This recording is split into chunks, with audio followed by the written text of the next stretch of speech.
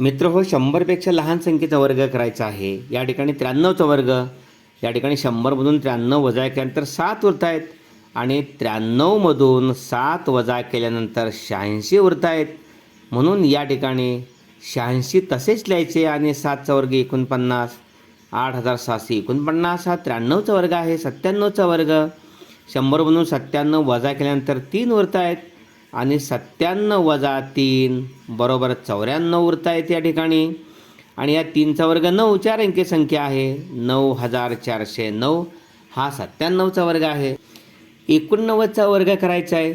100तून 89 वजा केले 11 उरले आणि 89 म्हणून 11 गेले 78 उरले.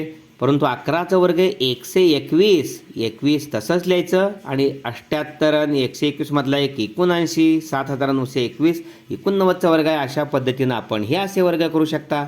धन्यवाद.